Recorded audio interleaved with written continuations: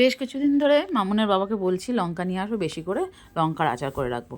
আর লঙ্কা নিয়ে আসলো যখন ঠিক বৃষ্টিটা হচ্ছে তখন লঙ্কাটা নিয়ে আসলো। আর লঙ্কা নিয়ে এসে বেশ কিছুখানিক মতো লঙ্কা নিয়ে আসছে। নিয়ে আসার পরে ভালো করে সিঙ্কের তলায় দিয়ে জলে ভালো করে ধুলো। আমি যখন লঙ্কা ধুই ধুই তখন বর্ষা থাকে না, বৃষ্টি টিষ্টি পড়ে না, তখন লঙ্কা ধুই, নাহলে ভালো করে মুছে ম্যাক্সিমাম টাইমে আমি লঙ্কা মুছে ফ্রিজে ঢুকিয়ে রাখি, কেন লঙ্কার ভেতরে জল ঢুকে গেলে লঙ্কাটা পচে যায়, খুব তাড়াতাড়ি পচে যায়। আর ওর বাবা কী করলো, একবারও জিজ্ঞাসা না করে একদম ধুয়ে নিয়ে রেখে দিল। আর আমি তো বুঝে গেছি ব্যাস ওর মধ্যে জল জল ঢুকে গেলে লঙ্কাটা পচে যাবে। তারপরের দিন ওকে ভাবলাম দেখি শুকিয়ে দিয়েছে যখন, শুকনোর পরে লঙ্কাগুলো কুচি কুচি করে মামনকে বললাম লঙ্কাগুলো কাট, লঙ্কার আচার করে ফেলি। সব মশলা টশলা নিয়ে এসে রেডি করে ফেললাম।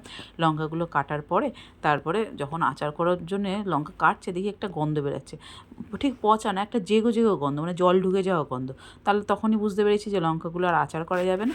তাই জন্য মামুন বলল, মা লঙ্কাগুলো মনে হচ্ছে আর আচার করা যাবে না, কী করা যায় ভাবছি, যে এত লঙ্কা কি রান্না করেও তো খাওয়া যায় না।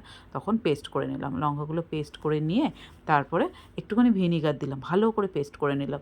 কিন্তু মনটাও খারাপ লাগে যে লঙ্কার আচার করবো, ভালো অত কিছু মশলা টশলা মামুন সব জোগাড় করে নিয়ে আসলো, দোকান টোকান করে নিয়ে এসে রেডি করে সব গুছিয়ে গাছি রাখলো।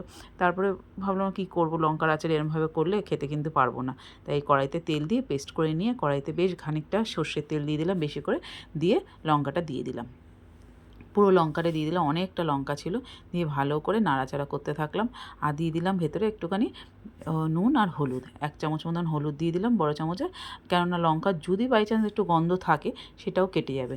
নুন হলুদটা দিয়ে আর করেছিলাম পেস্ট করার সময় একটু ভিনিগার দিয়েছিলাম, ভেবেছিলাম না পুরো পেস্টটাই ভিনিগার দিয়ে করব, কিন্তু না, ভিনিগার দিয়ে করলে কী হতো, যখন তরকারিটা করতাম তখন টক টক তরকারি এসে হয়ে যেত, তখন আর খাওয়া যেত না। টক টক ভাবটাই সব খাওয়া যেত, কিন্তু ওই টক ভাবটা সব কিছুর মধ্যে থাকতো। তাই জন্য আর ভিনিগার দিনে আমি জল দিয়েই পেস্ট করে নিলাম, অল্প ভিনিগার দিয়েছিলাম, তারপর আর ভাবলাম না ভিনিগার দেবো না, জলটাই দিয়ে দিই।